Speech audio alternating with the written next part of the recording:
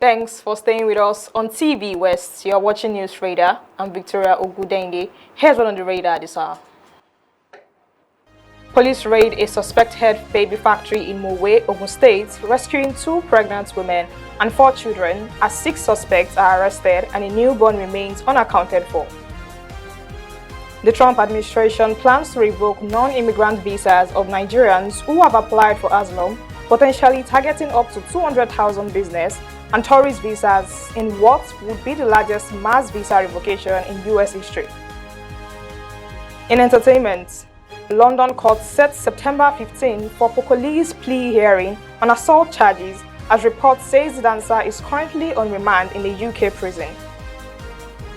And on the foreign scene, Israel strikes kill 4 in Gaza, including 2 children, as attacks continue despite a US request last week to reduce the intensity of operations.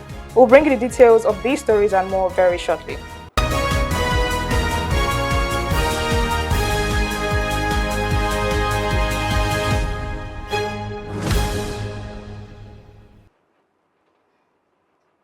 Now the news in full. Police in Ogun State have dismantled a suspected baby factory in Mowe area. Operatives rescued 2 pregnant women and 4 children during a raid on Monday morning. 6 suspects were arrested. The rescued women are Ilesomi Foluke, 23, and Ejakwa Radema Melody, 20. Both are in their late stages of pregnancy. The police say the facility on Toluwalashe Street in a barren village had been used for human trafficking and illegal adoption. In a follow-up operation, detectives traced the syndicate to a hospital in Mowe. They then found another victim, Blessing Effiong, 26, who had delivered a baby boy on August 20. But the whereabouts of her newborn could not be established. The attending nurse had been arrested to assist investigators. The case is being transferred to the State Criminal Investigation Department in Abeokuta. The Commissioner of Police, Bode Ojaduni, has commended the operatives for their swift response. He says the command will continue to combat human trafficking and other violent crimes. The Nigerian Police Force has redeployed Osun State Commissioner of Police Ibrahim Gultan and appointed Ibrahim Zungura to replace him. The change comes less than 2 weeks after the conclusion of the Osun governorship election. Gultan has faced sustained criticism from political actors and civil society groups over allegations that the command was not impartial in handling sensitive matters ahead of the poll. Zungura, who was recently promoted to the rank of the Commissioner of Police, previously served as Commissioner in charge of training and course at the Police Academy in Kano. Governor Ademola Adeleke receives the new commissioner and urged him to reform the state police command. He also called for the release of persons he described as political detainees and demands disciplinary action against a divisional police officer over a recent operation in Ikire. Zungura pledges to work with the state government, remain fair to all sides, and address outstanding security issues. Meanwhile, the Osun State Police Command says suspected hoodlums who had attacked its personnel and snatched an AK-47 rifle were responsible for the killing of 2 civilians in Ikire on Monday. The victims were identified as 49-year-old Nureni Shobawale and 43-year-old Saeed Akinwale.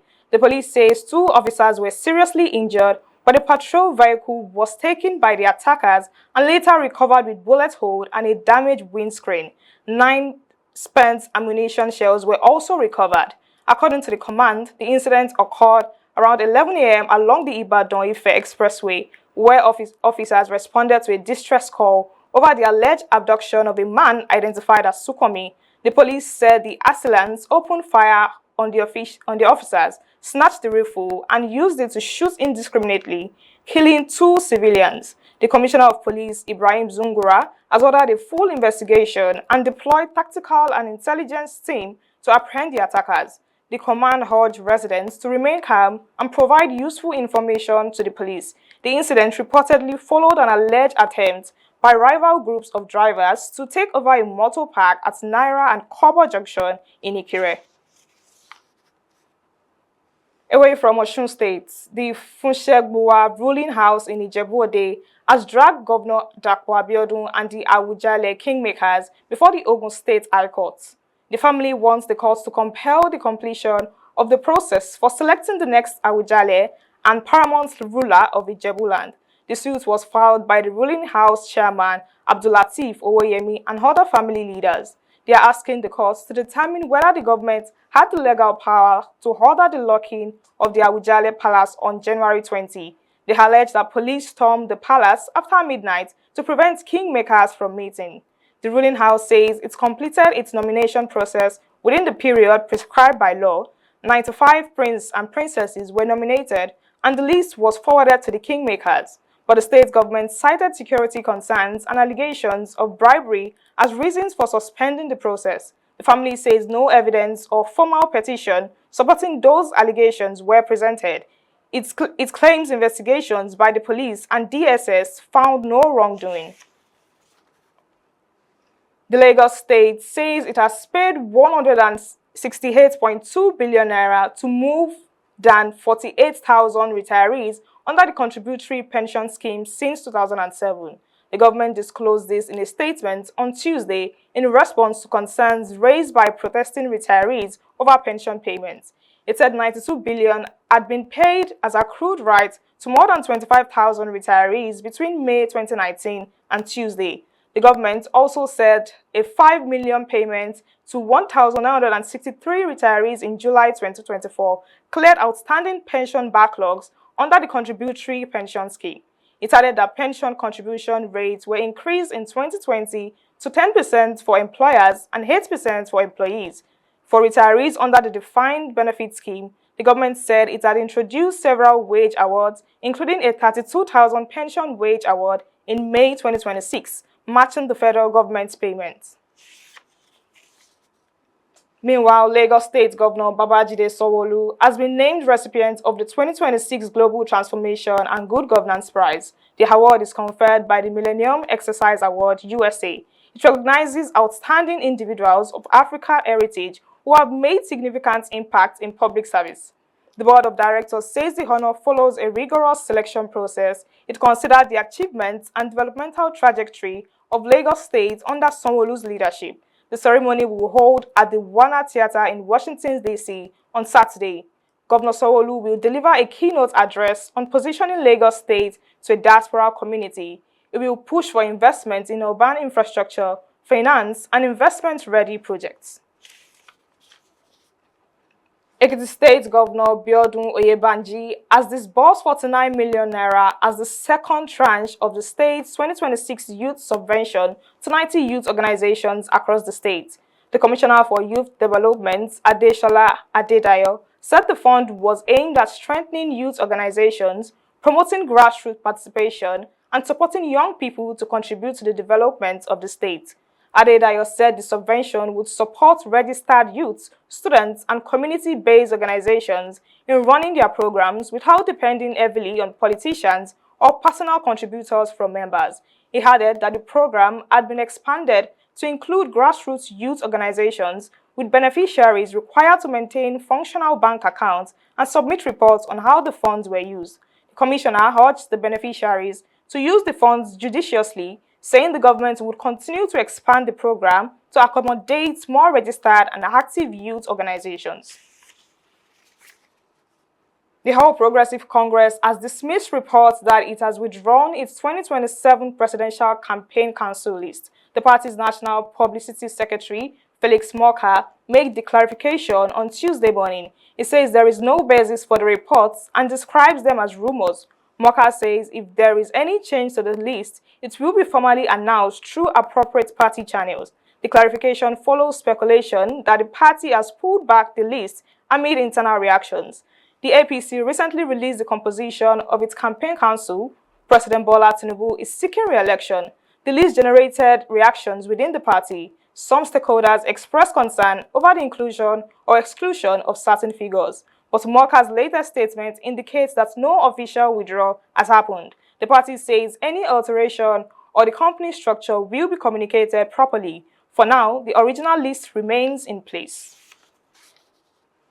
The Minister of Works, David Umahi, says he will visit the Benin-Asaba Road on Tuesday. The visit follows widespread complaints, protests, and severe gridlock caused by the deteriorating condition of the federal highway. Umai disclosed the plan during a flag-off of the dualization of the Ibadan-Ijebu-Ode road. He says it will meet independent engineers, the concessionaire handling the project, and the Edo State governments to find a lasting solution.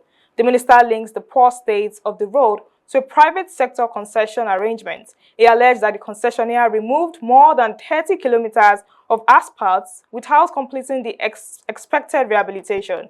Umai also says the Minister of State will visit the Ifaki-Ado-Ekiti road where a section has collapsed and is causing serious traffic problems.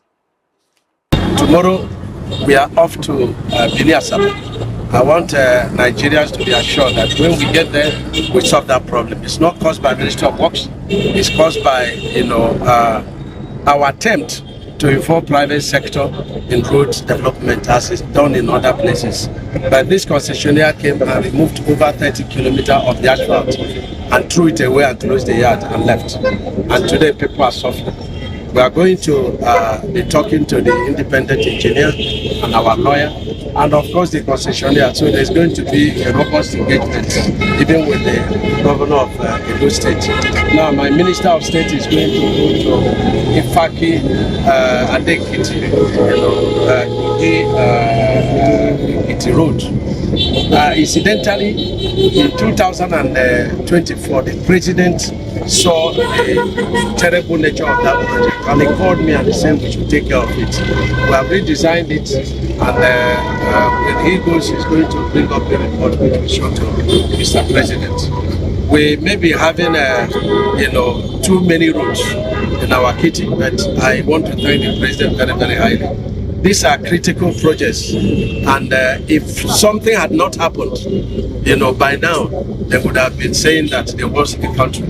Because tell me anywhere in this country, any zone where you had before President Bola Ahmed Tinubu came on board, 50 kilometers of road that you can ride through without pothole, without boreholes on the road. So I want Nigerians to appreciate what the president is doing. Virtually every state is a construction site. There is no region that we say, oh, we are shortchanged. There is nothing like that. So I commend the president very highly. The First Lady, Senator Oluremi Tinubu, has urged Muslim faithful to emulate the noble virtues of Prophet Muhammad. In her Eid Maulud message, she encouraged Nigerians to promote peace in their homes, communities, and the nation. She says the celebration reminds everyone of the Prophet's exemplary life and enduring virtues of compassion, forgiveness, and peaceful coexistence. The First Lady expressed hope that the celebration will strengthen bonds of unity among Nigerians. She also prayed for renewed hope, peace, and blessings for all citizens.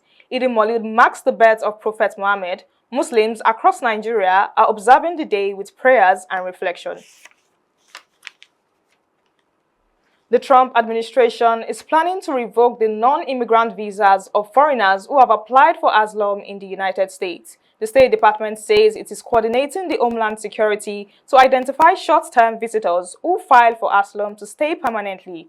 Officials have not disclosed how many visas will be affected, but reports say as many as 200,000 business and tourism visa holders could be targeted. If implemented at that scale, it would be the largest single mass revocation of United States visas in history. The plans cover B1 and B2 visas issued between 2016 and 2026. These are primarily for business and tourism travel. Most people with pending asylum cases would lose their status as visitors, but the revocations would not automatically result in immediate deportation. The Trump administration has already revoked more than 175,000 visas belonging to foreign nationals. Rights groups have criticized the crackdown. They argue that some measures violate free speech and due process rights. The administration insists the moves are meant to enforce immigration laws and strengthen domestic security. You're watching News Radar on TV West. We'll take a short break now and return with more news. Stay with us.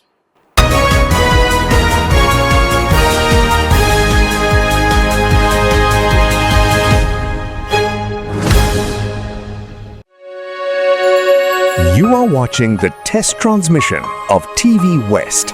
Don't forget to follow and subscribe to our social media handle @TV West NG across all social networks. Thanks for staying with us.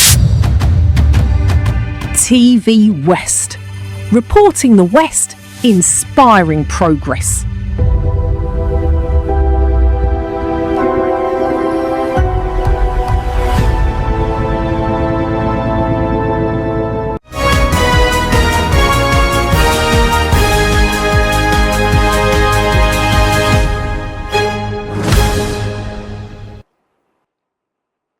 Welcome back to News Radar on TV West. Now to the rest of the news.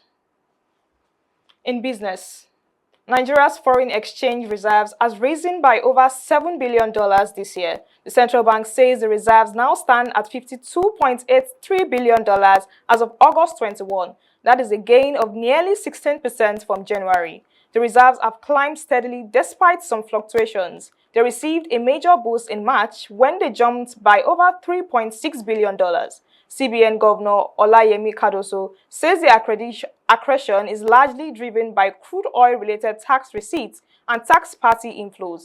The current reserve level provides more than 11 months of import cover. That is significantly above the international benchmark of 3 months. The increase comes amid ongoing efforts by monetary authorities to strengthen foreign exchange liquidity. Analysts say the stronger reserve position should bolster confidence in Nigeria's external position and help stabilize the naira.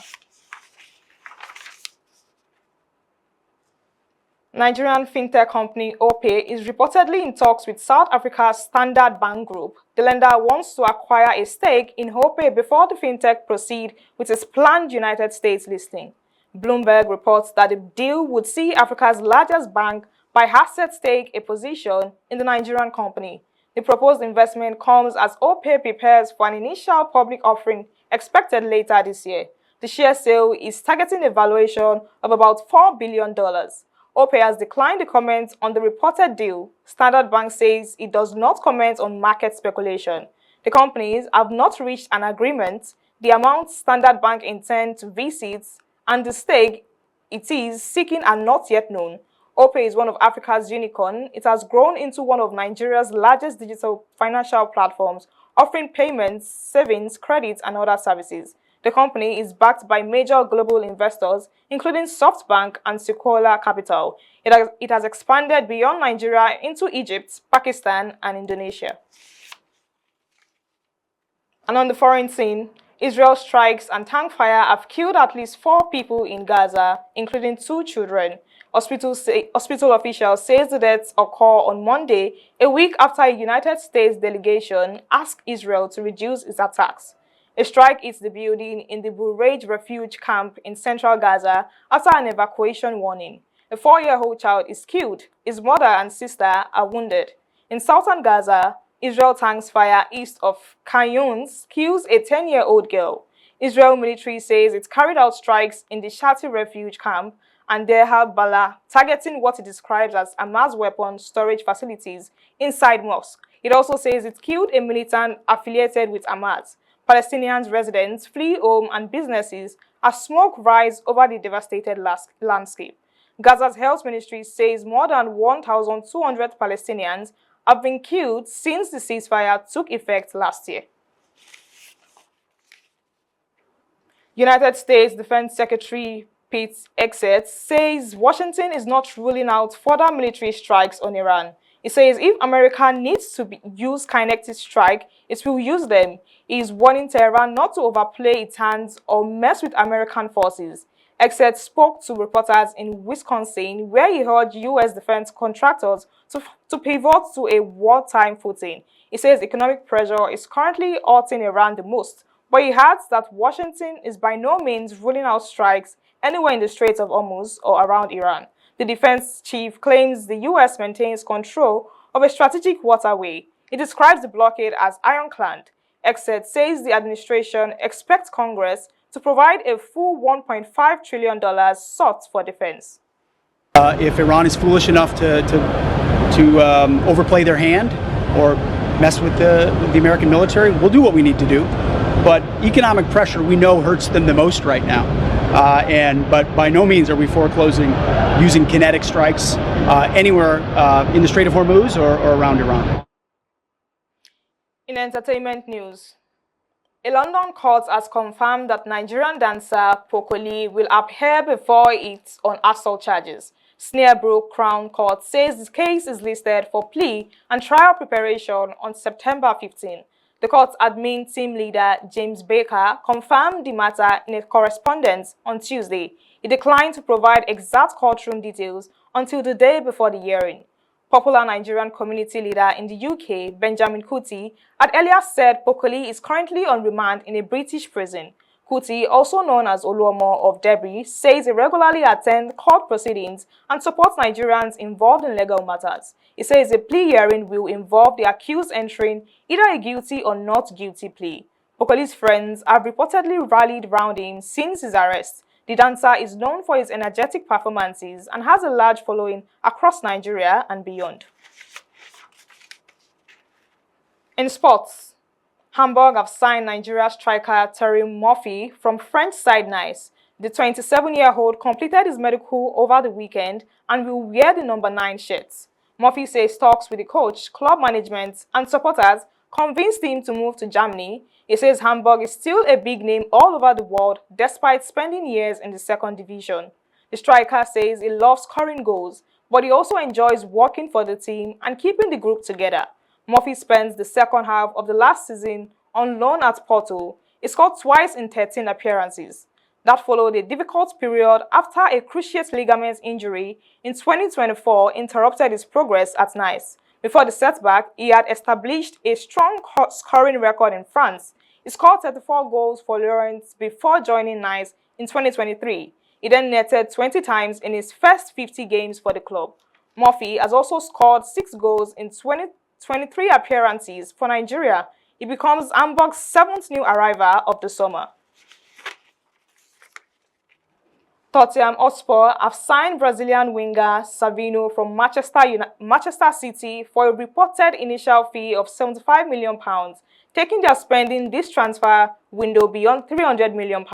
The 22-year-old struggled to establish himself as a regular during his 2 seasons at City, scoring 7 goals in 84 appearances. Savino joined City from Troyes for £30 million in 2024 after impressing on loan at Girona.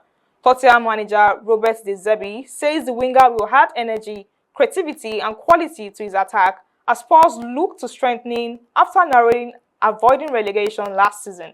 The club began the new campaign with a 3-0 defeat to Brentford. City could receive up to £10 million in hard zone, while Egyptian forward Omar Marmoush is also reportedly set to move from Manchester City to Tottenham before the transfer window closes next. And that's News Radar for this hour. I'm Victoria Ogudende. Thank you for watching.